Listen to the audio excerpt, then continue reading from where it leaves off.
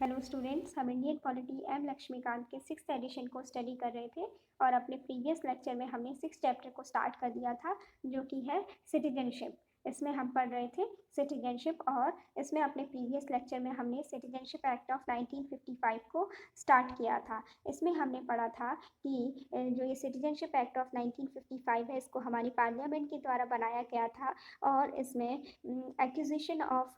Citizenship और loss of citizenship के different provisions हमारे कॉन्स्टिट्यूशन में इस सिटीजनशिप एक्ट ऑफ 1955 के थ्रू प्रोवाइड कराए गए थे। और हमने इसमें अपने प्रीवियस लेक्चर में ये पढ़ा था कि ओरिजिनली जो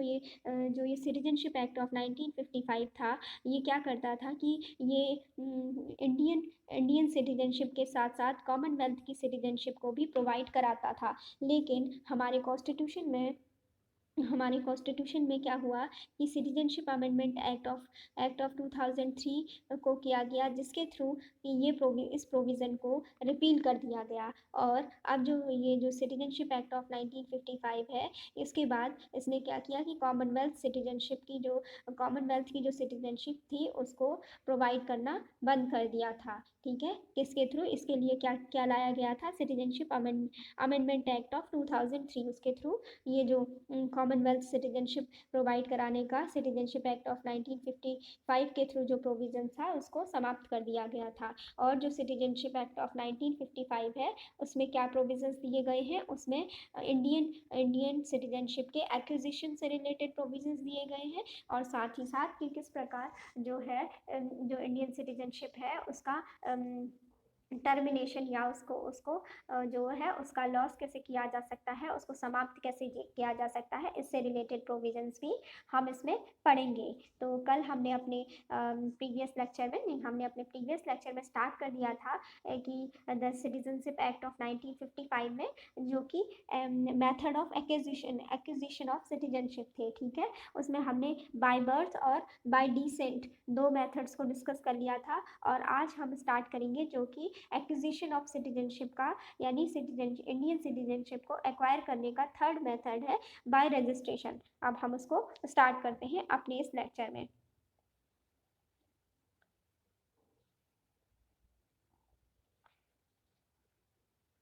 ये है एक्विजिशन ऑफ सिटीजनशिप। हम इसी को पढ़ रहे थे। तो इसमें जो डिफरेंट मेथड्स हैं, जो सबसे पहला जो मेथड है वो है बाय बर्थ और उसके बाद नेक्स्ट है बाय डिसेंट और उसके बाद ये दोनों मेथड हमने कल डिस्कस कर लिए थे और अपने प्रीवियस लेक्चर में। और अभी हम अपने इस लेक्चर में जो ये थर्ड मेथड है बाय रजिस्ट्रेशन, इसको स्टडी करते हैं। The central government may, on an application, register as a citizen of India any person not being an illegal migrant if he belongs to any of the following categories, namely। ये कहा गया है कि जो registration का जो ये method है सिटीजनशिप को एक्वायर करने का, इसमें जो सेंट्रल गवर्नमेंट होती है वो क्या करती है, एक एप्लीकेशन के थ्रू, जिसमें कि कोई भी सिटीजन जो कि क्या बनना चाहता हो, इंडिया का सिटीजन बनना चाहता हो, वो क्या करता है, खुद को रजिस्टर करता है एक एप्लीकेशन के थ्रू। ठीक है, अपना रजिस्ट्रेशन करवाता है, लेकिन वो पर्सन क्या होना चाहिए, इलीगल माइग्रेंट नहीं होना चाहिए। ठीक है, और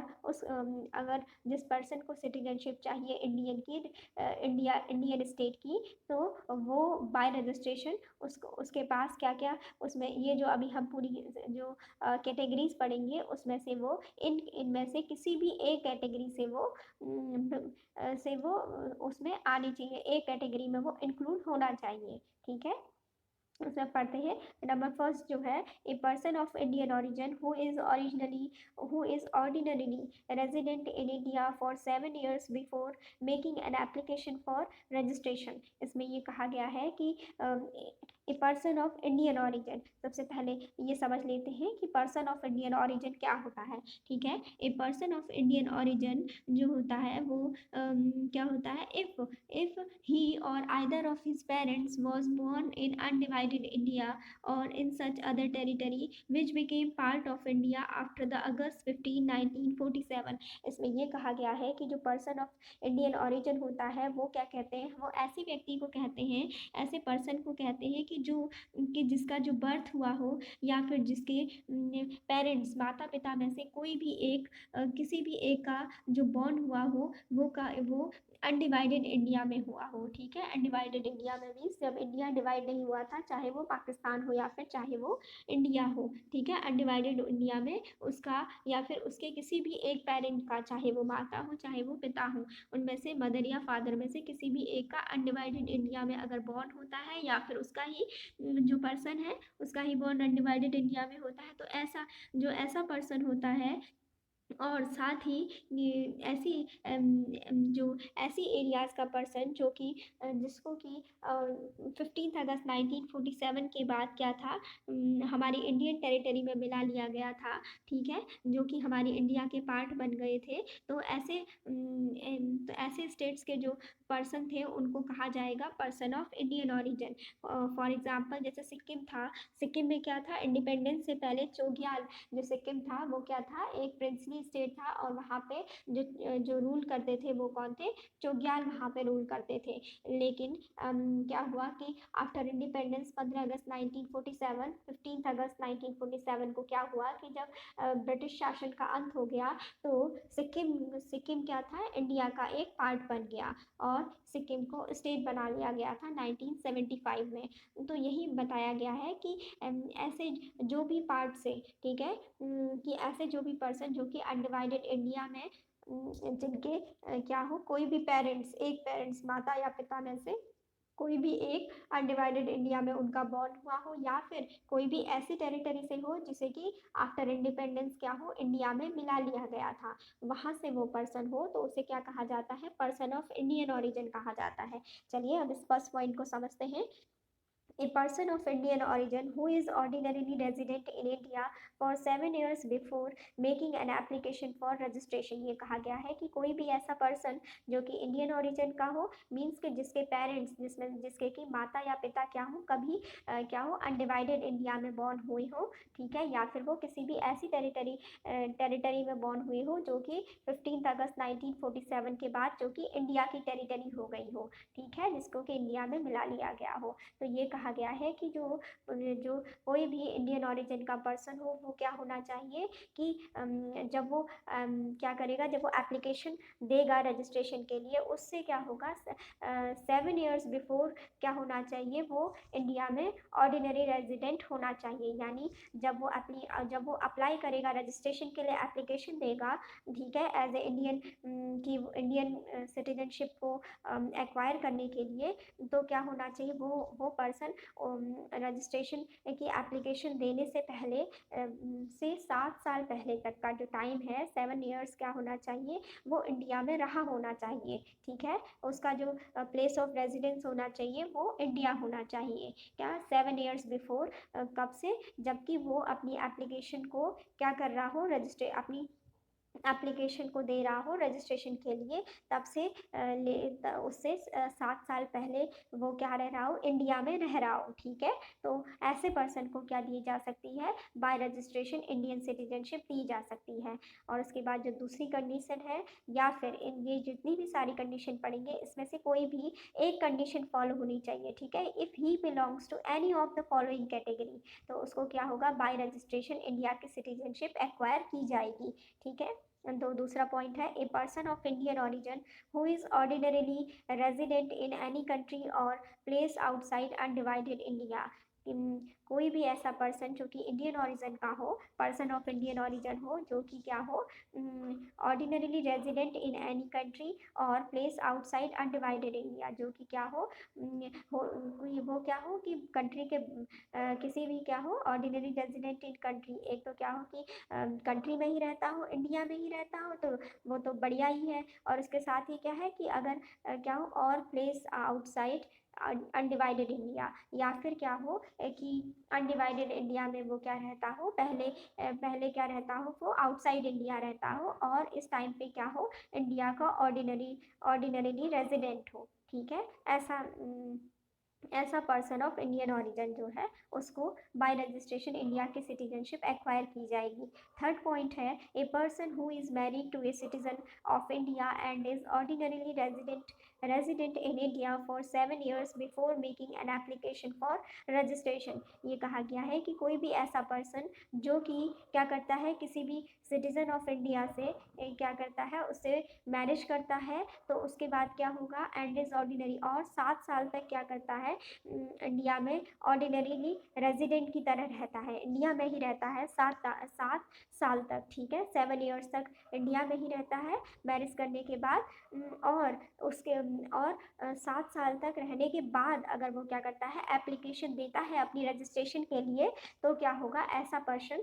पर्सन को बाय रजिस्ट्रेशन इंडियन सिटीजनशिप को एक्वायर किया जाएगा। ये कहा गया है इस पॉइंट में बेसिकली कि कोई भी ऐसा पर्सन जो कि क्या है, किसी भी इंडियन सिटीजन से मैरिज करता है, तो उसके बाद वो 7 साल तक अगर वो क्या करता है, जब वो एप्लीकेशन जो रजिस्ट्रेशन क्या करता है, एप्लीकेशन देता है रजिस्ट्रेशन के लिए, अपनी एप्लीकेशन फॉर्म को भरता है, तो तब उससे 7 साल पहले का जो टाइम पीरियड है उसमें वो इंडिया में ही वो रहता है, ठीक है, एज ए ऑर्डिनरी रेजिडेंट वो इंडिया में ही रहता है अपनी एप्लीकेशन जो है रजिस्ट्रेशन के लिए देने से पहले, ठीक है, 7 साल वो इंडिया में ही रहेगा। तो ऐसे पर्सन को बाय रजिस्ट्रेशन इंडियन सिटीजनशिप दी जाएगी। नंबर 4 है minor children of persons who are citizens of India, ठीक है, ये कहा गया है कि ऐसे सिटीजन जिनको बाय रजिस्ट्रेशन क्या होगा या फिर किसी भी मेथड के थ्रू क्या क्या दी गई होगी, इंडिया की सिटीजनशिप दी गई होगी, तो ऐसे पर्सन्स के जो माइनर चिल्ड्रन है, मीन्स जिनकी एज क्या होगी 18 ईयर्स से कम होगी, उनको क्या हो जाएगा, उनको डायरेक्टली क्या होगी, bye registration Indian citizenship provide करा दी जाएगी, एक्वायर कर दी जाएगी, जो कि क्या होंगे, सिटीजन्स ऑफ इंडिया होंगे। उनके माइनर चिल्ड्रंस को क्या किया जाएगा, उनको बाय रजिस्ट्रेशन जो इंडियन सिटीजनशिप है वो एक्वायर कर दी जाएगी, उनके लिए जो सिटीजनशिप का एक्विजिशन है वो कर दिया जाएगा माइनर चिल्ड्रन के लिए जो कि सिटीजन ऑफ इंडिया हो, ठीक है। उसके बाद 5th पॉइंट है a person of full age and capacity whose parents are registered as citizen of India. ये कहा गया है कि कोई भी ऐसा person full age and capacity means कि जो क्या हो, अपने आप में मेजर हो, यानी 18 ईयर्स से ज़्यादा जिसकी एज हो, और क्या हो, जो क्या हो, जिसकी अपनी कैपेसिटी हो, और जिसके कि पेरेंट्स क्या हो, as a citizen of India जो रजिस्टर्ड है, तो उसको क्या हो सकता है, उसको क्या मिल जाएगी, उसको मिल सकती है बाय रजिस्ट्रेशन इंडियन सिटीजनशिप। जिसके कोई भी ऐसा व्यक्ति कि जिसके जो पेरेंट्स हैं, माता पिता क्या है, रजिस्टर्ड है एज इंडियन सिटीजन, ठीक है, वो इंडियन सिटीजन के रूप में क्या है, पहले से ही रजिस्टर्ड है, तो उस पर्सन को उसकी मेजर एज होने पर, और वो क्या है 18 ईयर्स से ज़्यादा एज है उसकी, और वो फुल कैपेसिटी में है अपनी, तो उसको क्या किया जाएगा, बाय रजिस्ट्रेशन के थ्रू, यानी रजिस्ट्रेशन के मेथड के थ्रू जो इंडियन सिटीजनशिप है उसका एक्विजिशन किया जाएगा, ठीक है। उसके बाद जो नेक्स्ट पॉइंट है वो है a person of full age and capacity who or either of his parents was earlier citizen of independent India and is ordinarily resident in India for 12 months immediately before making an application for registration। ये कहा गया है कि कोई भी ऐसा person जो कि फुल एज एंड कैपेसिटी का हो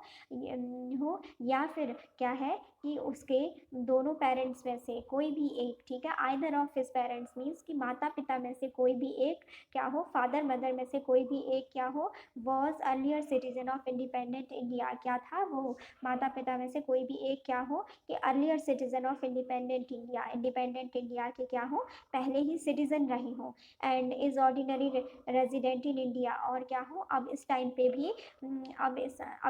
भी ऑर्डिनरीली रेजिडेंट ऑफ इंडिया हो, इंडिया में ही निवास कर रहे हो, क्या है कि अपनी एप्लीकेशन रजिस्ट्रेशन के लिए अपनी एप्लीकेशन देने से इमीडिएटली से तुरंत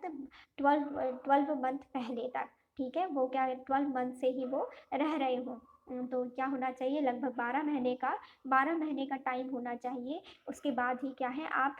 एप्लीकेशन को रजिस्ट्रेशन के लिए दे सकते हैं। आपको क्या होना चाहिए, ऑर्डिनरीली रेजिडेंट होना चाहिए। ठीक है, तो उस पर्सन को क्या होगा, उस पर्सन को इंडियन सिटीजनशिप एक्वायर कर दी जाएगी। उसके बाद नेक्स्ट पॉइंट है,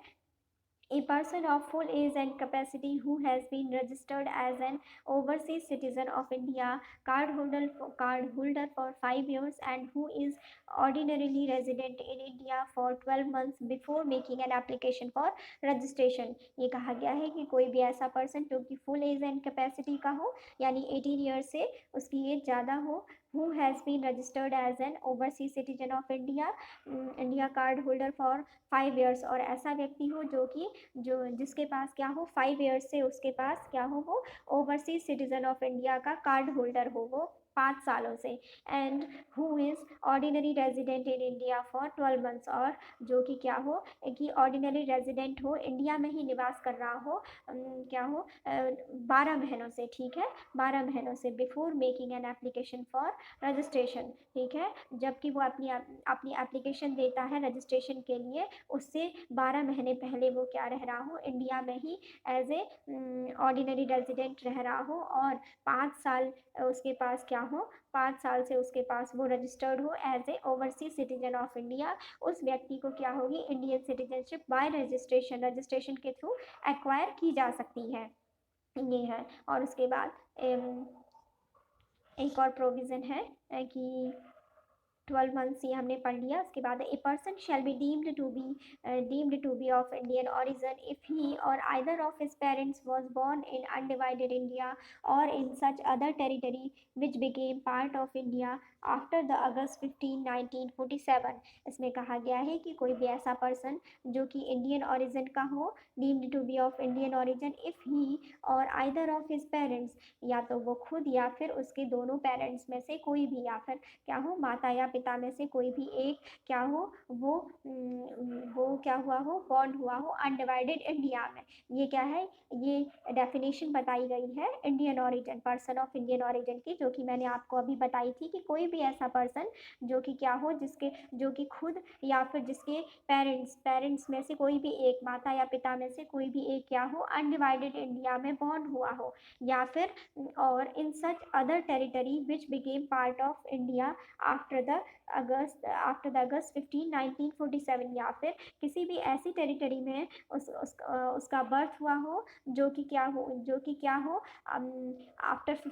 अगस्त 15 1947 इंडिया का पार्ट बन गई हो, जैसे कि सिक्किम। ठीक है, सिक्किम इंडिया का पार्ट नहीं था 15 अगस्त 1947 तक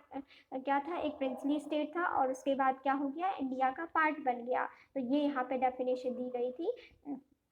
किसकी दी गई थी, Indian person of Indian origin की। All the above categories of persons must take an oath of allegiance before they are registered as citizen of India। ये कहा गया है कि ये जो भी हमने ये सारी कैटेगरीज पढ़ी कि जिसके थ्रू क्या किया जा रहा था, ये रजिस्ट्रेशन का जो मेथड था, इसके थ्रू क्या है वो सिटीजनशिप प्रोवाइड कराई जा रही थी। ठीक है, तो उसमें कहा गया है कि जिस भी व्यक्ति को सिटीजनशिप प्रोवाइड कराई जाएगी, तो इन सभी व्यक्तियों को जो भी ये सभी कैटेगरीज में जो भी पर्सन आएंगे उसको क्या करना होगा, अगर वो इंडियन सिटीजन बनेगा तो उसको उससे पहले क्या करना पड़ेगा, एक क्या लेनी होगी, ओथ लेनी होगी। ठीक है, ओथ ऑफ एलिजेंस, उसको क्या लेना होगा, एक अपने देश के प्रति, इंडिया के प्रति क्या होगा, एक श्रद्धा से या निष्ठा से जो ओथ है उसको लेना होगा। ठीक है, उसको क्या होगी, शपथ लेनी होगी before they are registered as the citizen of India. ठीक है, कि अगर उसका रजिस्ट्रेशन करना है तो रजिस्ट्रेशन से पहले इन सभी जो ये ऊपर सब कैटेगरियों में जो ये सारी कैटेगरीज दी गई हैं, इसके जितने भी पर्सन हैं, हर किसी को क्या करना होगा, खुद को as a Indian citizen registered कराने से पहले ओथ लेनी होगी। ठीक है, इंडिया के प्रति, यानी इंडिया की कंट्री के प्रति श्रद्धा से ओथ लेनी होगी। ठीक है, तभी वो इंडियन सिटीजन बनेगा और तभी उसका रजिस्ट्रेशन किया जाएगा। ठीक है, लिखा है all the above categories of persons must take an oath of allegiance before they are registered as citizen of India. ठीक है, अगर किसी को भी रजिस्टर्ड करना है सिटीजन ऑफ इंडिया के रूप में तो उसको सबसे पहले क्या करना होगा, ओथ ऑफ एलिजेंस लेना होगा। एक क्या होना लेना होगा, यानी एक क्या देश के प्रति, इंडिया के प्रति जो निष्ठा होगी या श्रद्धा की जो ओथ लेनी होगी, वो शपथ हर किसी सिटीजन को लेनी होगी जो कि इंडिया की सिटीजनशिप को एक्वायर करेगा क्या रजिस्ट्रेशन के थ्रू। ठीक है, उसके बाद नेक्स्ट मेथड है बाय नेचुरलाइजेशन। नेचुरलाइजेशन के मेथड के द्वारा कैसे सिटीजनशिप को एक्वायर किया जाता है, ये हम इसमें पढ़ेंगे। The central government may on an application grant a certificate of naturalisation to any person not being an illegal migrant if he possesses the following qualifications. ये कहा गया है कि जो ये नेचुरलाइजेशन की प्रोसेस है, इसमें सिटीजनशिप देने के लिए क्या किया जाता है, जो स्टेट गवर्नमेंट होती है वो एक एप्लीकेशन देती है, एक क्या करती है, एक एप्लीकेशन में एक सर्टिफिकेट देती है। ठीक है, सर्टिफिकेट ऑफ नेचुरलाइजेशन, जिसमें कि जो सर्टिफिकेट होता है नेचुरलाइजेशन का, वो किसी भी व्यक्ति को देती है जिसके पास की इनमें से क्या हो, ये क्वालिफिकेशन जो अभी हम पढ़ेंगे ABCD, ये सब क्वालिफिकेशंस हो। ठीक है, इसके लिए क्या होना चाहिए, बाय नेचुरलाइजेशन में ये सारी क्वालिफिकेशंस होनी चाहिए जो अभी हम नीचे पढ़ेंगे इनको। लेकिन एक कंडीशन रखी गई कि नेचुरलाइजेशन के थ्रू भी सिटीजनशिप देते देते टाइम ये ध्यान रखा जाएगा कि कोई भी पर्सन क्या होना चाहिए, वो इलीगल माइग्रेंट नहीं होना चाहिए। ठीक है, इलीगल माइग्रेंट को इंडियन सिटीजनशिप नहीं दी जाएगी। तो चलिए इसमें पढ़ते हैं कि नेचुरलाइजेशन के लिए किसी भी व्यक्ति के पास जो कि सर्टिफिकेट ऑफ नेचुरलाइजेशन जो सेंट्रल गवर्नमेंट के द्वारा एक एप्लीकेशन के थ्रू जो किसी भी पर्सन को अलाउ किया जाता है एज ए सिटीजनशिप, तो उसमें क्या क्या उसके लिए क्या क्या क्वालिफिकेशंस होनी चाहिए उसको स्टडी करते हैं। Point number 1, that he is not a subject और citizen of any country where citizens of India are prevented from becoming subjects or citizens of that country by naturalization। ये कहा गया है कि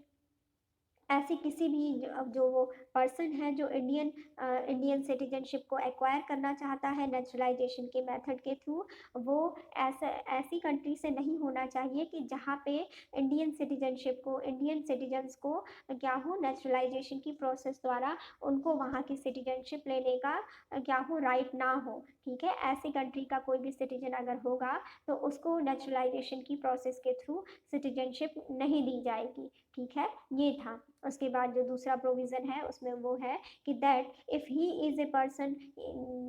if he is a citizen of any country, he undertakes to renounce the citizenship of that country in the event of his application for Indian citizenship being accepted। ठीक है, if he is a citizen of any country, ये कहा गया है कि अगर वो किसी भी अदर कंट्री का सिटीजन है, दूसरी कंट्री का नागरिक है, तो क्या होगा, अगर उसको इंडिया की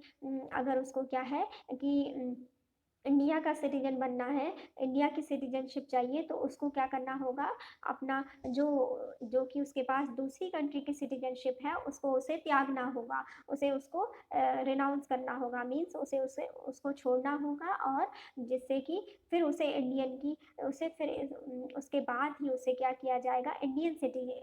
सिटीजनशिप उसको दी जाएगी। ठीक है, ये कहा गया है कि अगर किसी पर्सन के पास क्या हो, किसी अदर कंट्री की सिटीजनशिप होगी, तो क्या होगा, उसे जब वो अपनी एप्लीकेशन जो उसके लिए सबमिट करेगा इंडियन सिटीजनशिप के लिए, अगर उसकी जो सिटीजनशिप जो है अगर वो एक्सेप्ट हो जाती है, तो क्या होगा, उसको दूसरी कंट्री की जो सिटीजनशिप है उसको क्या करना पड़ेगा, छोड़ना पड़ेगा, रेनाउंस करना पड़ेगा, और इंडिया की सिटीजनशिप को एक्वायर किया जाएगा। ठीक है, अगर वो क्या करता है, एप्लीकेशन इंडियन सिटीजनशिप के लिए वो एप्लीकेशन अपनी सबमिट करता है, तो उसको अदर कंट्री की सिटीजनशिप को रिनाउंस करना होगा और उसके बाद वो इंडियन सिटीजन कहलाएगा। उसके बाद जो थर्ड कंडीशन है नेचुरलाइजेशन की, वो है that he has either resident in India or been in the service of a government in India or partly the one and partly the other throughout the period of 12 months immediately preceding the date of the application। ये कहा गया है इसमें कि कोई भी व्यक्ति, जो कोई भी पर्सन है, जो कोई भी सिटीजन है, वो क्या होना चाहिए, आइदर रिसाइड्स इन इंडिया, या तो वो क्या होना चाहिए, इंडिया में रहना चाहिए, या फिर or been in the service of a government of India, या फिर इंडिया की जो भी गवर्नमेंट ऑफ इंडिया की किसी भी सर्विस में होना चाहिए, और partly the one and the partly the other, क्या होना चाहिए, या तो वो इंडिया में रिसाइड करना चाहिए, या फिर वो इंडियन गवर्नमेंट की किसी भी सर्विस में होना चाहिए through out the period of 12 months immediately. तो क्या होना चाहिए कि टोटल उसको 12 months का जो पीरियड है वो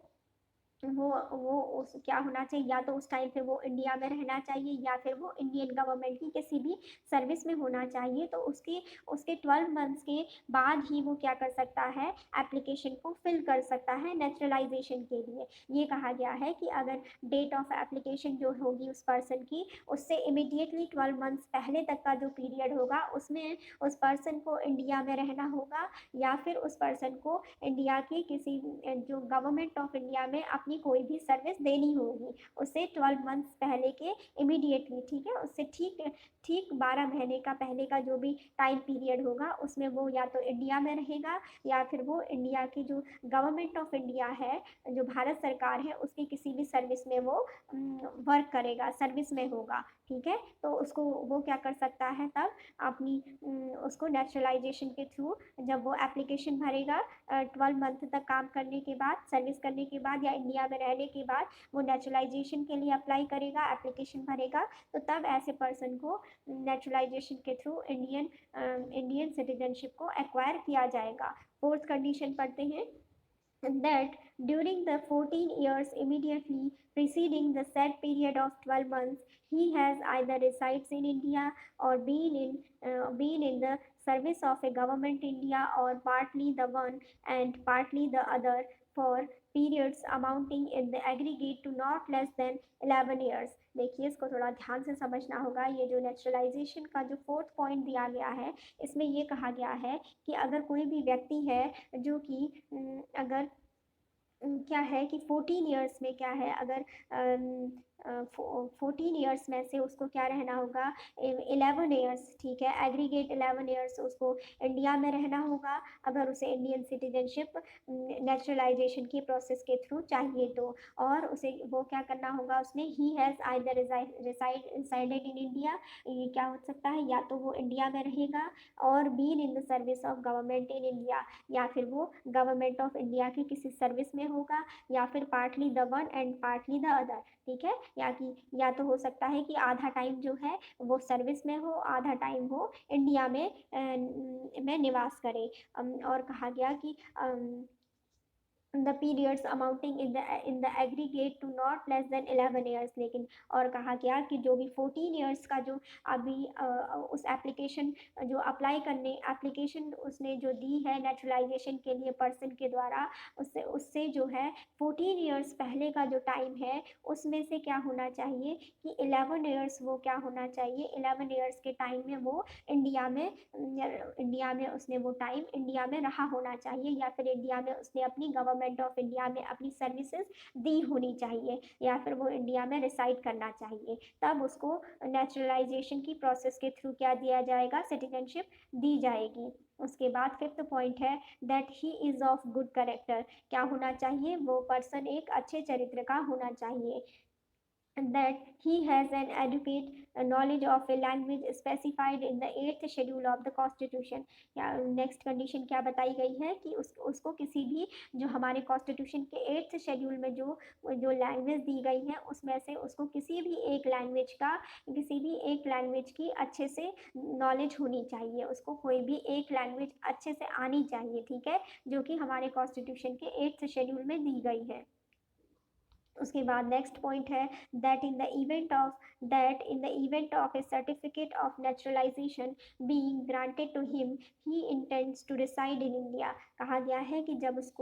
कोई भी ऐसा पर्सन कि जिसको क्या चाहिए, नेचुरलाइजेशन का सर्टिफिकेट, जिसको कि इंडियन सिटीजनशिप चाहिए नेचुरलाइजेशन के मेथड के थ्रू, तो उसके लिए कहा गया है कि that in the event of certificate of naturalisation being granted to him, कि ऐसा टाइम पीरियड जिसमें कि उस व्यक्ति को जो सर्टिफिकेट ऑफ नेचुरलाइजेशन है वो उस व्यक्ति को दिया जाएगा, तो तब उसने क्या करना होगा, तब उस टाइम पे वो इंडिया में ही निवास कर रहा हो, इंडिया में ही वो रह रहा हो, उसका रेजिडेंस उस टाइम पे इंडिया में ही हो, जब उसको सर्टिफिकेट ऑफ नेचुरलाइजेशन जो है उसको सेंट्रल गवर्नमेंट के द्वारा उसके लिए ग्रांटेड किया जा रहा हो। ठीक है, तो तब वो क्या होना चाहिए, इंडिया में ही होना चाहिए। और टू इंटर इनटू और कंटिन्यू इन, या फिर इंडिया में होना चाहिए, और उसको वो या फिर वो गवर्नमेंट की जो है वो, या फिर इंडियन गवर्नमेंट की किसी सर्विस के अंदर होना चाहिए। ठीक है, या फिर क्या होना चाहिए, किसी इंटरनेशनल ऑर्गेनाइजेशन में हो सकता है वो। ठीक है, ये जिसमें कि इंडिया इंडिया मेंबर हो, किसी भी ऐसे ऐसे इंटरनेशनल ऑर्गेनाइजेशन में हो सकता है इंडिया के अगर वो बाहर है, कि जिसमें कि इंडिया इंडिया भी एक उस इंटरनेशनल ऑर्गेनाइजेशन का मेंबर हो, या फिर वो क्या हो, किसी भी सोसाइटी में हो, कंपनी में हो, या कोई भी ऐसी पर्सन्स की बॉडी हो जो कि इंडिया में एस्टेब्लिश की गई हो, उसके अंदर वो एग्जिस्ट करता हो। ठीक है, तो ये कहा गया है कि जब किसी भी पर्सन को जिसने कि अप्लाई किया है नेचुरलाइजेशन के थ्रू सिटीजनशिप लेने के लिए, जिसने एप्लीकेशन दी है, तो उस पर्सन को उस टाइम पे इंडिया में ही रहना होगा, या फिर क्या कर सकता है वो उसको जो इंडियन गवर्नमेंट में ही वो अपनी सर्विस देता हो, या फिर अगर वो इंटरनेशनल ऑर्गेनाइजेशन ऐसे इंटरनेशनल ऑर्गेनाइजेशन में है कि जिसमें इंडिया भी क्या है, मेंबर है। ठीक है, या फिर वो किसी इंडियन सोसाइटी और कोई भी ऐसी इंडिया की किसी कंपनी या कोई भी पर्सन्स की एक ऐसी बॉडी जो कि इंडिया में एस्टैब्लिश की गई हो, उसमें काम करता हो और इंडिया में ही रहता हो। और ये भी कंडीशन दी गई है कि कोई ऐसे इंटरनेशनल ऑर्गेनाइजेशन में है जिसमें कि इंडिया जो है इंडिया मेंबर है, तो इस कंडीशन को भी माना जाएगा, भले ही वो उस टाइम पे अब, क्योंकि वो तो क्या कर रहा है, सर्विस कर रहा है। ठीक है, भले ही वो आउटसाइड इंडिया हो, इस सिचुएशन में इंटरनेशनल ऑर्गेनाइजेशन, ऐसे इंटरनेशनल ऑर्गेनाइजेशन की वो सर्विस कर रहा हो कि जिसमें क्या हो, कि वो जिसमें कि हमारी जो कंट्री है इंडिया, वो भी एक मेंबर के रूप में हो। ठीक है, however the government of India may waive all or any of the above conditions for naturalization in the case of a person who has rendered distinguished service to the science, philosophy, art, literature, world peace or human progress. इसमें ये कहा गया है कि जो government of India है वो क्या कर सकती है, ये जो ऊपर जो भी हमने सारी कंडीशंस पढ़ी, इनमें से किसी भी एक कंडीशन को, या फिर वो चाहे तो जो ये सेंट्रल गवर्नमेंट है, जो गवर्नमेंट ऑफ इंडिया है, वो इन सारी कंडीशंस को माफ़ कर सकती है, इन सारी कंडीशंस को हटा सकती है। ठीक है, या फिर किसी भी एक कंडीशन को वो हटा सकती है और किसी भी व्यक्ति को क्या है, नेचुरलाइजेशन दे सकती है। ऐसा कोई भी पर्सन डायरेक्टली, ठीक है, डायरेक्टली नेचुरलाइजेशन के प्रोसेस के थ्रू उसको क्या कर सकती है, सिटीजनशिप दे सकती है। उसके लिए कैसा पर्सन होना चाहिए, कि ऐसा पर्सन हो जो कि क्या हो, किसी जो ऐसे जो कि डिस्टिंग्विश्ड, अपनी कुछ क्या हो, असाधारण जो हो, अपनी जो सर्विसेज दे रहा हो देश के कल्याण के लिए, जैसे कि साइंस में हो, फिलोसफी में अपना वो अभूतपूर्व योगदान दे रहा हो, आर्ट में हो, लिटरेचर में हो, एक्स्ट्रा ऑर्डिनरी वो वर्क कर रहा हो, साइंस में, फिलोसफी में, आर्ट में, लिटरेचर में, वर्ल्ड पीस में, और ह्यूमन प्रोग्रेस के लिए वो अपना क्या कर रहा हो, बहुत ज़्यादा इंपॉर्टेंट रोल प्ले कर रहा हो, तो ऐसे पर्सन को गवर्नमेंट ऑफ इंडिया चाहे तो वो डायरेक्टली नेचुरलाइजेशन का जो सर्टिफिकेट है वो दे सकती है, और उस सिटीजन को या उस पर्सन को इंडियन सिटीजनशिप दे सकती है। ये प्रोविज़न इसमें किया गया है कि गवर्नमेंट ऑफ इंडिया को वो अपनी इच्छानुसार क्या कर सकती है, ये ऊपर जितने भी प्रोविज़न दिए उसमें से सभी को हटा सकती है, सभी की छूट भी दे सकती है, या फिर किसी भी एक प्रोविज़न को माफ़ कर सकती है। ठीक है, ऐसे व्यक्ति के लिए जो कि क्या हो, जिनकी जो समाज के लिए जिनकी सेवाएं हैं, हमारे देश के लिए जिनकी सेवाएं हैं, या वर्ल्ड में जो ऐसी सर्विसेज दे रहे हो कि जो क्या करती हो, ह्यूमन प्रोग्रेस के लिए हो, वर्ल्ड पीस को बनाती हो, लिटरेचर में जो लिटरेचर, आर्ट, फिलोसफी और साइंस में क्या हो अपना इम्पोर्टेंट रोल प्ले करती हो। तो ऐसे पर्सन को डायरेक्टली जो गवर्नमेंट ऑफ इंडिया है वो नेचुरलाइजेशन की प्रोसेस के थ्रू सर्टिफिकेट ऑफ नेचुरलाइजेशन जो है उसको इशू करके उसको क्या कर सकती है, डायरेक्टली नेचुरलाइजेशन के थ्रू सिटीजनशिप, इंडियन सिटीजनशिप को इंडियन सिटीजनशिप का एक्विजिशन कर सकती है। ये इसमें हमने समझा। ठीक है, ये हमने ये मेथड भी पढ़ लिया कि बाय नेचुरलाइजेशन, नेचुरलाइजेशन के कॉन्सेप्ट में कि क्या क्या होता है इसमें क्या होता है कि सेंट्रल गवर्नमेंट एक एप्लीकेशन के थ्रू क्या करती है, एक जिसमें कि कोई भी पर्सन क्या होता है अपनी एक एप्लीकेशन सबमिट करता है और वो क्या करती है, सेंट्रल गवर्नमेंट एक सर्टिफिकेट ऑफ नेचुरलाइजेशन किसी भी पर्सन के लिए जारी करती है। और जिसमें कि ये क्या थी, ये सब क्वालिफिकेशंस बताई गई थी कि वो क्या होना चाहिए, वो ऐसी किसी भी ऐसी कंट्री का सिटीजन नहीं होना चाहिए कि जहाँ पर इंडिया के सिटीजन्स को नेचुरलाइजेशन के प्रोसेस के द्वारा सिटीजनशिप ना दी जाती हो। ठीक है, ऐसी कंट्री का सिटीजन वो पर्सन नहीं होना चाहिए। और दूसरा फिर हमने ये पढ़ा था कि अगर वो किसी और कंट्री का सिटीजन है तो उसको जब हमारी इंडिया की सिटीजनशिप दी जाएगी तो उस टाइम पे क्या होगा, उसको अनदर कंट्री की सिटीजनशिप का रिनाउंस करना पड़ेगा, उसको उस सिटीजनशिप का त्याग करना पड़ेगा और तभी वो उसको हमारी इंडिया की सिटीजनशिप दी जाएगी। ये हमने इसमें पढ़ा था दूसरा प्रोविजन। फिर हमने ये थर्ड में ये पढ़ा था कि वो क्या हो, वो पर्सन इंडिया में रहना चाहिए उस टाइम तक। ठीक है, उसके लिए एक कंडीशन बताई गई थी कि जब वो एप्लीकेशन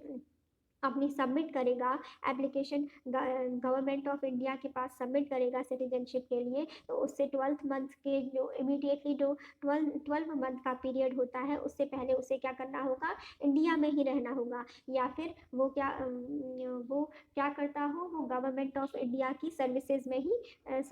ही एम्प्लॉय हो। ठीक है, गवर्नमेंट ऑफ इंडिया की सर्विसेज में ही हो वो, या फिर क्या हो कि क्या हो कि पार्टली वो इंडिया में रहता हो और पार्टली गवर्नमेंट ऑफ इंडिया की किसी भी सर्विसेज में हो। और इस प्रकार क्या हो, 12 मंथ तक वो इमीडिएटली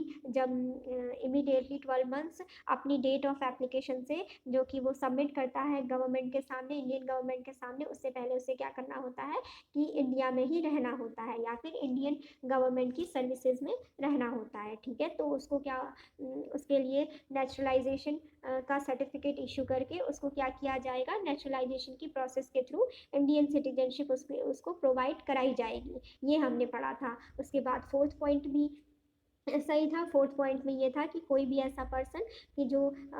12 मंथ तक क्या कर रहा हो, अपनी सर्विसेज दे रहा हो इंडिया में ही रह रहा हो, गवर्नमेंट ऑफ इंडिया में अपनी सर्विसेज दे रहा हो, और अगर क्या हो कि 14 ईयर्स का अगर जो भी टाइम पीरियड है उसमें से क्या हो कि टोटल 11 ईयर्स जो है वो अप्लाई करने से पहले पहले के जो 11 ईयर्स हैं,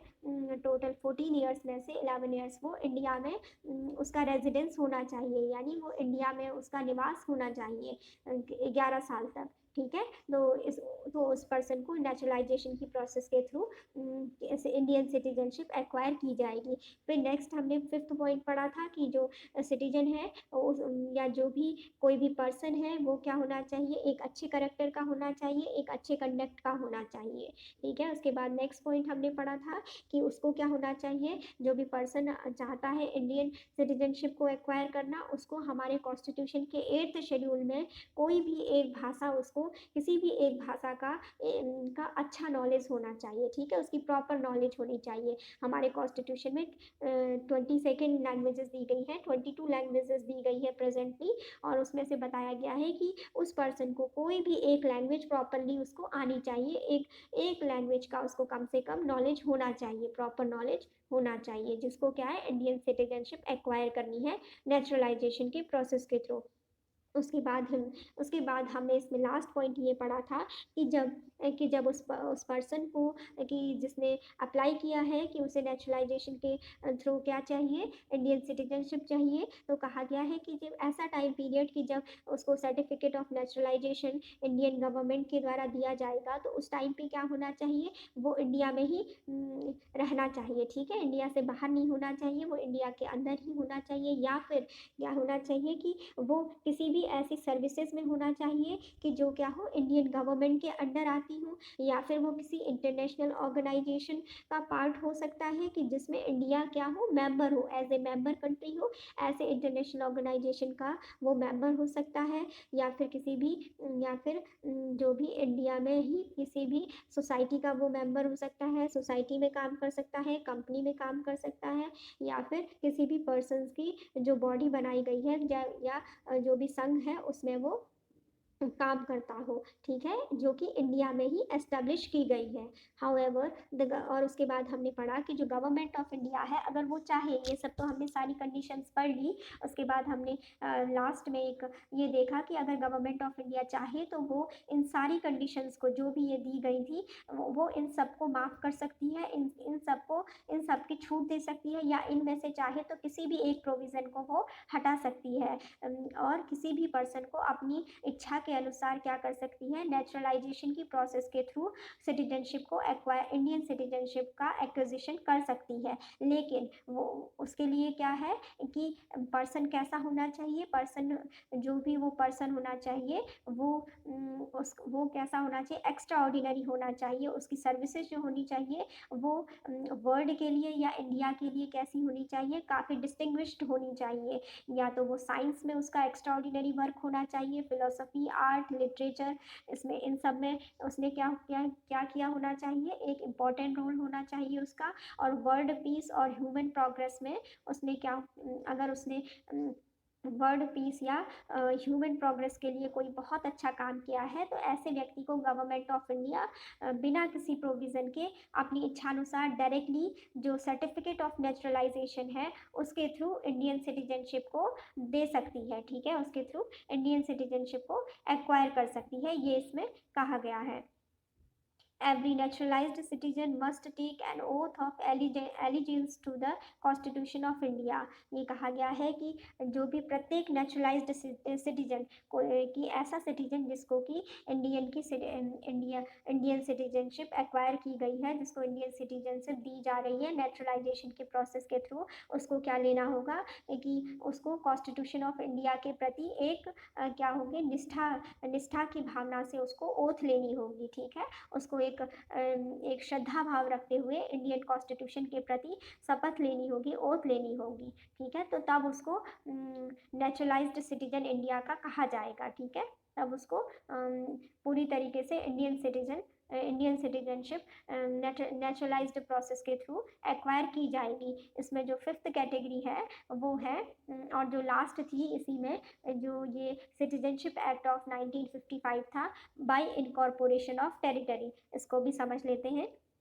If any foreign territory becomes a part of India, the government of India specifies the persons who among the people of the territory shall be the citizen of India। ये कहा गया है कि जैसे कोई भी अगर फॉरेन टेरिटरी है, अगर वो इंडिया का पार्ट बन जाती है, तो गवर्नमेंट ऑफ इंडिया क्या करेगी, उस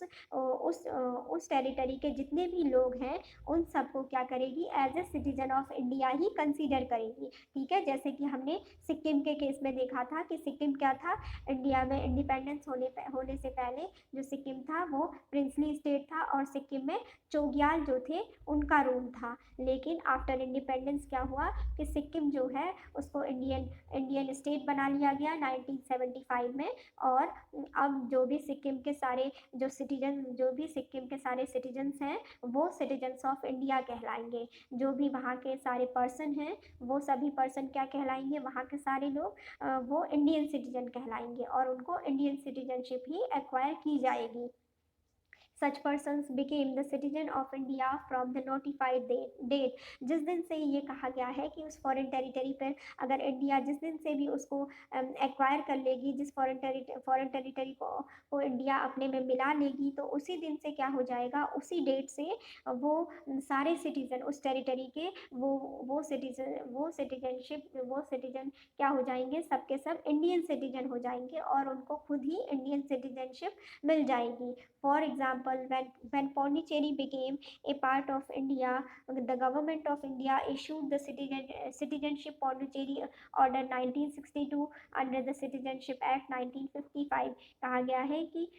फॉर एग्जाम्पल जब पौंडीचेरी को पार्ट ऑफ इंडिया बनाया गया था, पहले जो पौंडीचेरी था वहाँ पर फ्रांसीसी रूल किया करते थे, ठीक है, फ्रेंच एडमिनिस्ट्रेशन चलता था, फ्रेंच का वहाँ पे गवर्नमेंट चलती थी।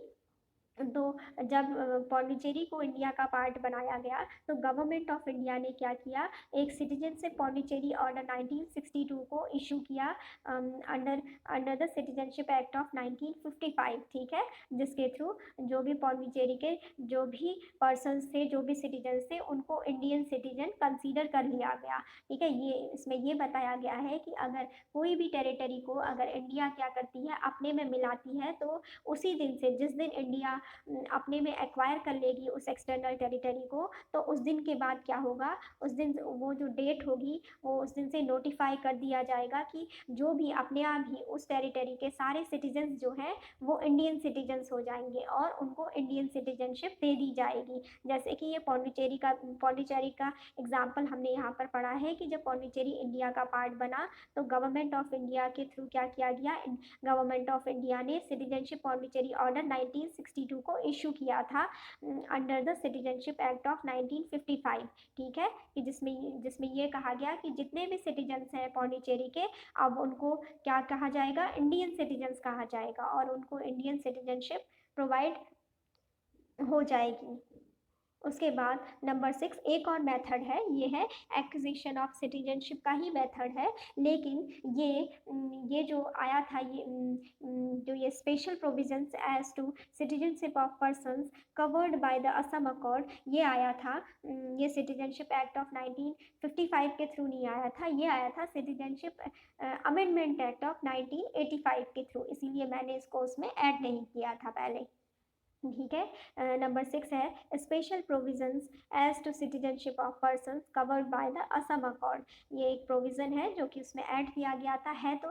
है तो सिटीजनशिप के ही एक्विजिशन के लिए, लेकिन ये हमने इसलिए उसमें इंक्लूड नहीं किया क्योंकि वो क्या था, सिटीजनशिप एक्ट ऑफ 1955, लेकिन जबकि ये जो special provision as to citizenship of persons covered by the Assam accord है, ये आया था सिटीजनशिप अमेंडमेंट एक्ट ऑफ 1985 के थ्रू, ठीक है, इसको ऐड किया गया था सिटीजनशिप अमेंडमेंट एक्ट ऑफ 1985। इसको पढ़ते हैं। The Citizenship Amendment Act of 1985 added the following special provisions as to citizenship of persons covered by the Assam Accord, which related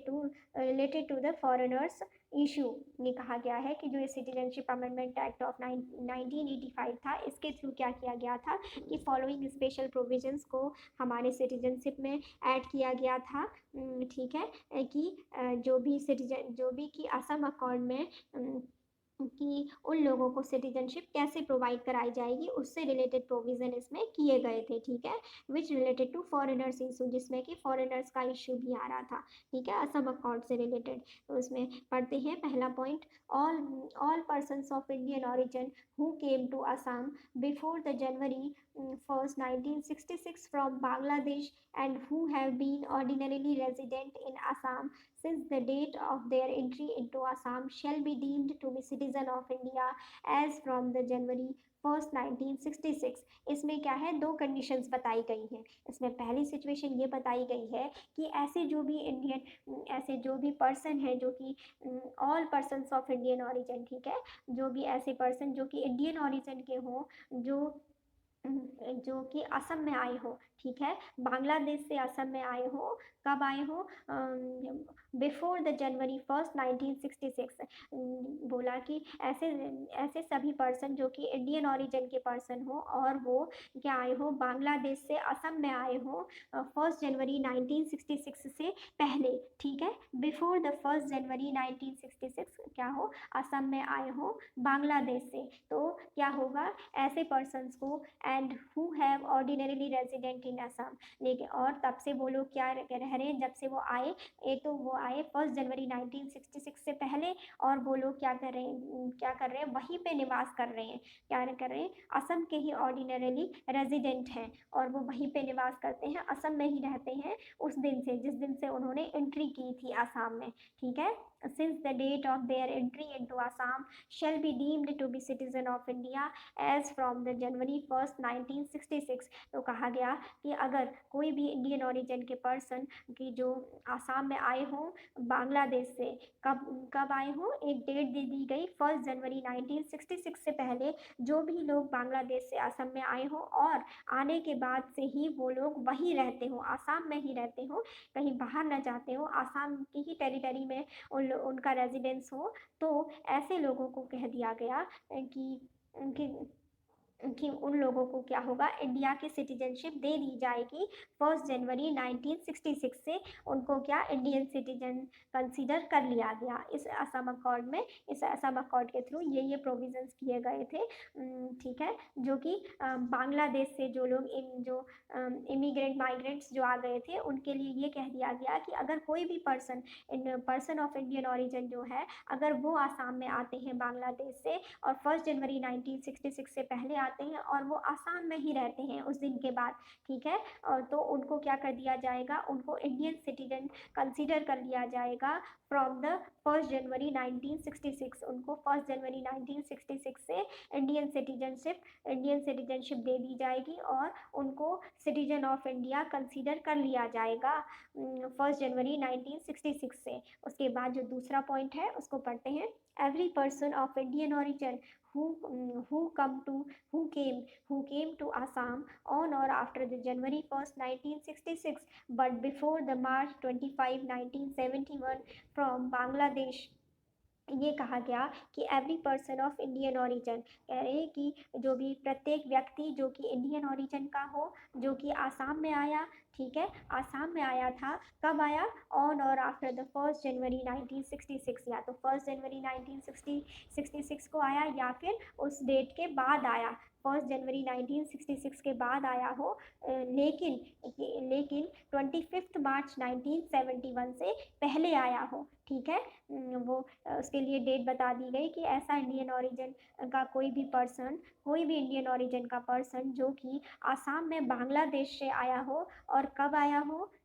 1 जनवरी 1966 को या फिर उसके बाद, और कब तक आया हो, 25 मार्च 1971 तक। ठीक है, तो उसके लिए क्या प्रोविज़न बनाए गए, and who has been ordinarily resident in Assam, और उस दिन के बाद जब वो आया 1 जनवरी 1966 से लेकर 25 मार्च 1971 तक, जितने भी इंडियन ओरिजिन के जो भी लोग आए, पर्सन ऑफ इंडियन ओरिजिन आए, वो सब लोग आए और उस दिन से वो क्या हुए, ऑर्डिनरीली रेजिडेंट इन आसाम, और असम में ही वो लोग रहने लगे। तो since the date of his entry, ठीक है, since the date of his entry into Assam and who has been deducted to be a foreigner shall register himself। ये कहा गया है कि वो भी जो उनकी एंट्री की डेट होगी आसाम में, या फिर और जो भी डेट होगी कि जिस दिन उनको एज ए फॉरेनर, ठीक है, जिस दिन भी उनको डिटेक्ट किया जाएगा, ठीक है, जिस दिन भी अगर मान लीजिए असम की जो पुलिस है उस टाइम पे, असम की गवर्नमेंट है वो, क्योंकि ये क्या थे, ये बांग्लादेश से आए थे, तो ये इलीगल माइग्रेंट्स थे, तो ये डायरेक्टली दूसरी कंडीशन में ये बताया गया है कि जो 1 जनवरी 1966 के बाद आए थे और 25 मार्च 1971 से पहले आए थे, तो इस टाइम पीरियड में जो भी लोग आते हैं बांग्लादेश से, वो क्या होते हैं, वो जो होते हैं वो इलीगल माइग्रेंट्स होते हैं। तो उनके लिए कहा गया कि वो खुद तो बताते नहीं थे कि हमने कब एंट्री करी आसाम में, तो इससे पता नहीं चल पाता था, तो लेकिन कह रहे हैं कि जब उनको डिटेक्ट किया जाता था, जब भी जिस भी दिन उनको अगर डिटेक्ट कर लिया गया पुलिस के द्वारा, तो उस दिन से उनको क्या किया जाता था, उनको क्या करना होता था, खुद को रजिस्टर करना होता था एज ए फॉरेनर। ठीक है। उस दिन उनको क्या करना होता है, जिस दिन उनको पुलिस के द्वारा डिटेक्ट कर लिया जाता था, पकड़ लिया जाता था या पहचान लिया जाता था, तो उस दिन उस बांग्लादेशी को, उस बांग्लादेश से आए हुए जो भी पर्सन ऑफ इंडियन ऑरिजिन होता था वो, ठीक है, उसको क्या किया जाता था, उसका वहाँ पर रजिस्ट्रेशन किया जाता था, ठीक है, उसको खुद को रजिस्टर करना होता था। Such a registered person shall be deemed to be a citizen of India for all purposes as from the date of expiry of a period of 10 years from the date of detection as a foreigner। अब इसमें क्या provision किया गया था Assam government के द्वारा, ये किया गया था कि ऐसा पर्सन जब उसका रजिस्ट्रेशन हो जाएगा उस दिन से लेकर उस दिन से लेकर क्या होगा कि जब तक कि 10 साल का टाइम पीरियड होगा तब तक उसको क्या होगा, फॉरेनर, एज ए फॉरेनर ही डिटेक्ट किया जाएगा, ठीक है। 10 साल तक उसको, जब से कि उसको डिटेक्ट किया गया है और उसका रजिस्ट्रेशन कर दिया गया है, जो कि बांग्लादेश से आया है, जो कि पर्सन ऑफ इंडियन ऑरिजिन है, तो उसको 10 साल तक क्या किया जाएगा, एज ए फॉरेनर ही कंसीडर किया जाएगा, ठीक है। जबकि उसका डिटेक्शन किया गया था उस डेट से कि ये बांग्लादेश से आया है, तो 10 साल तक उसको क्या किए जाएंगे, उसको वोटिंग राइट नहीं दिया जाएगा, ये बोला है, ठीक है। But in the intervening period of 10 years he shall have the same rights and obligations as a citizen of India accepting the right to vote। ये इसमें कहा गया है कि he shall have the same right and obligations as a citizen of India accepting the right to vote। उसके बारे में ये कहा गया है कि उसको और सारे राइट्स दिए जाएंगे जैसे कि सिटीजन्स ऑफ इंडिया को दिए जाते हैं। सिर्फ एक राइट नहीं दिया जाएगा जो कि था राइट टू वोट, ठीक है। वो इस जो भी ये इलीगल माइग्रेंट्स आते थे बांग्लादेश से, उस टाइम पे आए थे, उनको राइट टू वोट 10 साल तक नहीं दिया जाएगा, जिस दिन उसको एज ए फॉरेनर डिटेक्ट किया गया था पहली बार असम आने पर, ठीक है, असम की पुलिस या असम की गवर्नमेंट के द्वारा। ये यहाँ पे प्रोविजन कहा गया है कि 10 साल तक उसको, ऐसा नहीं है कि उसको फॉरेन, मतलब कि उसको कोई राइट्स नहीं दिए जाएंगे, उसके लिए भी फंडामेंटल राइट्स हैं, उसके लिए भी directive principles of state policy होंगी, सब कुछ होगा, लेकिन उसको क्या किया गया था, राइट टू वोट 10 साल तक नहीं दिया जाएगा, ये कहा गया था, ठीक है। जबकि जिस दिन से उसको एज ए फॉरेनर डिटेक्ट किया गया था, उसको पकड़ा गया था कि ये क्या है, बांग्लादेश से आया है, ऐसे करके, तो उस दिन से फिर 10 साल तक के टाइम पीरियड तक उसको क्या किया गया कि उसको वोटिंग राइट नहीं दिया गया, लेकिन बाकी सारे राइट्स दिए गए जो कि सिटीजन ऑफ, किसी भी सिटीजन ऑफ इंडिया को दिए जाते हैं, ठीक है। ये कहा गया है कि but in the intervening period of 10 years he shall have the same right and obligations as a citizen of India excepting the right to vote, ठीक है। ये कहा गया कि फिर जो ये 10 साल का टाइम पीरियड था, इसमें क्या हुआ कि उसको जो भी सिटीजन ऑफ इंडिया की तरह उसको सारे राइट्स दिए गए और सारी ऑब्लिगेशंस उसके लिए की गई, सारी चीज़ें की गई, उसको फंडामेंटल राइट्स दिए गए, directive principles of state policy, सब कुछ उसके लिए था, लेकिन सिर्फ एक चीज़ थी कि जो उसको नहीं दिया गया वो था राइट टू वोट, ठीक है। राइट टू वोट 10 सालों तक नहीं दिया जाएगा, लेकिन जैसे ही उस व्यक्ति को, उस पर्सन को, उस इंडियन ऑफ ऑरिजिन, उस इंडियन ऑरिजिन का जो पर्सन है, पर्सन ऑफ इंडियन ऑरिजिन को 10 साल कंप्लीट हो जाएंगे असम में, कि जबकि उसको डिटेक्ट किया गया था पहली बार एज ए फॉरेनर जब उसकी असम में एंट्री हुई थी, उससे जब 10 साल का टाइम पीरियड कंप्लीट हो जाएगा तो तब से उसको क्या होगा, वोटिंग राइट भी मिल जाएगा और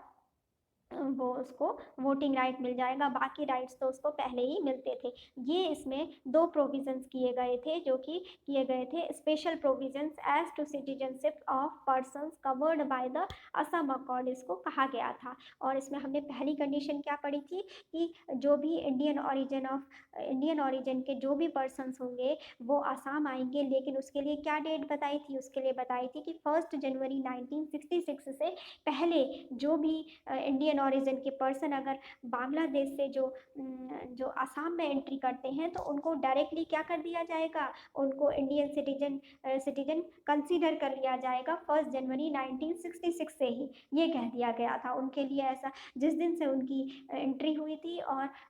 उसी दिन से उनको क्या मान लिया गया, उनको माना गया 1 जनवरी 1966 से कि वो क्या है, इंडिया के सिटीजन हैं, उनके लिए ऐसा कोई प्रोविज़न नहीं किया गया। लेकिन बाद में क्या हुआ कि जो भी भी पर्सन इंडियन ऑरिजिन के जो 1 जनवरी 1966 से लेकर 25 मार्च 1971 71 तक बांग्लादेश से आसाम में आए, तो उनके लिए ये जो अभी हमने सारा प्रोविज़न पढ़ा कि उनकी जब पहली बार उनको पकड़ा जाता था एज ए फॉरेनर, तो क्या किया जाता था कि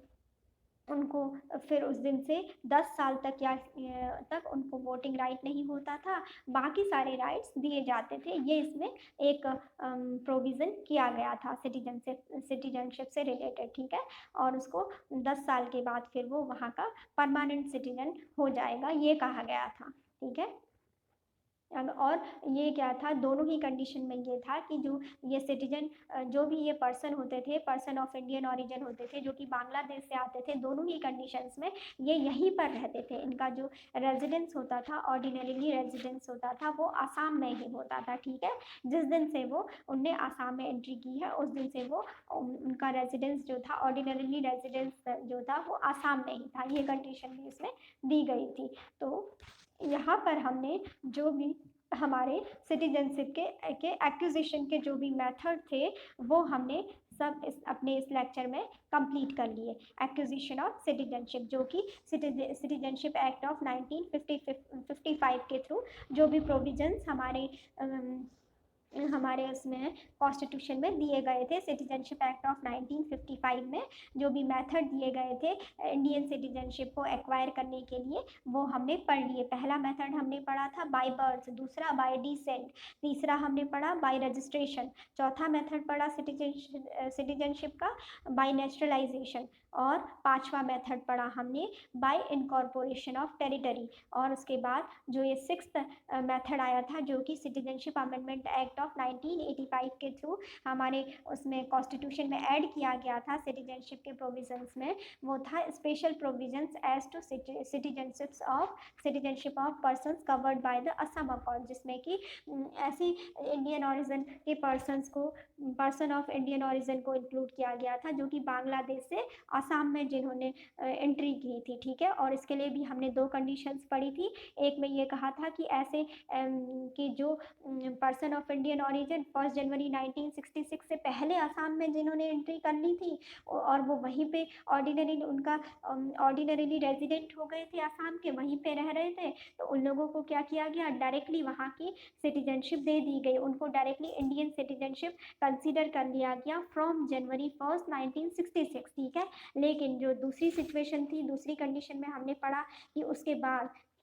1 जनवरी 1966 के बाद और 25 मार्च 1971 से पहले जो भी पर्सन अब बांग्लादेश से आसाम में आ रहे थे, उनके लिए क्या किया गया कि जिस दिन से भी उनकी एंट्री हो गई थी, ठीक है, वहाँ पर वो लोग वही उनको क्या, या फिर जिस दिन भी उनको डिटेक्ट कर लिया जाता था गवर्नमेंट के द्वारा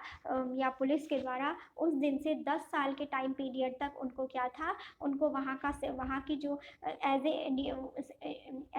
इंडियन सिटीजनशिप उनको परमानेंटली प्रोवाइड नहीं की गई थी, लेकिन उनको सेम राइट्स दिए गए थे, सारी चीज़ें दी गई थी, सारी ऑब्लिगेशन दी गई थी as a citizen of India. लेकिन सिर्फ एक चीज़ नहीं दी गई थी, 10 साल तक के टाइम पीरियड तक, वो था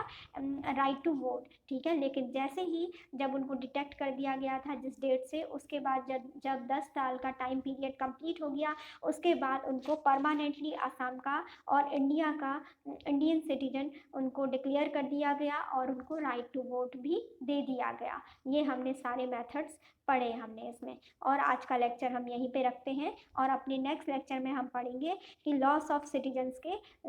सिटीजनशिप में क्या क्या प्रोविजंस हैं, ठीक है। वैसे लॉस ऑफ सिटीजनशिप में मेनली जो आते हैं वो तीन मेथड है इसमें, बाय रिनंशिएशन, बाय टर्मिनेशन और बाय डिप्रिवेशन। इसको हम पढ़ेंगे नेक्स्ट लेक्चर में अपने। तो स्टूडेंट्स, आई होप कि आपको लेक्चर समझ में आया होगा। Thanks for watching.